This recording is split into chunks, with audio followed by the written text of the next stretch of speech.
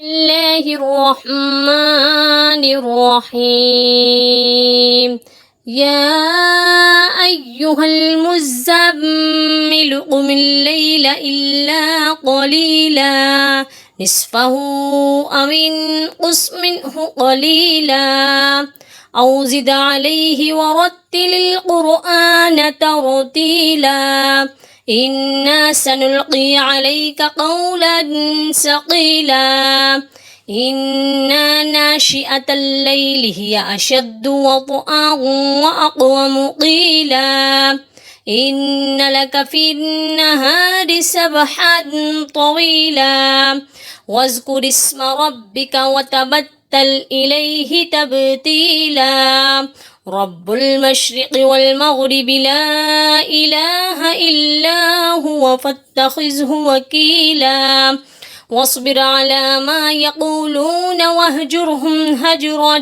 جميلا وذرني والمكذبين أولي النعمة ومهلهم قليلا إن لدينا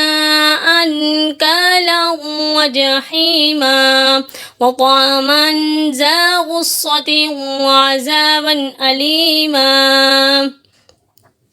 يوم ترجف الأرض والجبال وكانت الجبال كثيبا مهيلا إنا أرسلنا إليكم رسولا شاهدا عليكم كما أرسلنا إلى فرعون رسولا فعصى فرعون الرسول فأخذناه أخذا وبيلا فكيف تتقون إن كفرتم يوما يجعل الولدان شيبا السماء منفطر به كان وعده مفعولا إن هذه تذكرة فمن شاء اتخذ إلى ربه سبيلا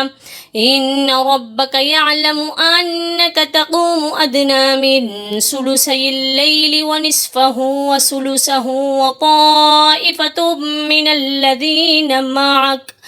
والله يقدر الليل والنهار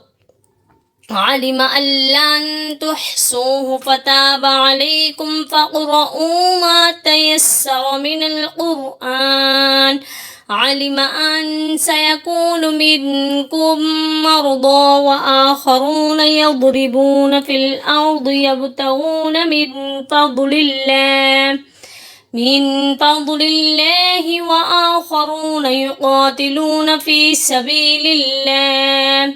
فاقرؤوا ما تيسر منه وأقاموا الصلاة وآتوا الزكاة وأقرضوا الله قرضا حسنا وما تقدموا لأنفسكم من خير تجدوه عند الله هو خيرا وأعظم أجرا واستغفروا الله إن الله غفور رحيم.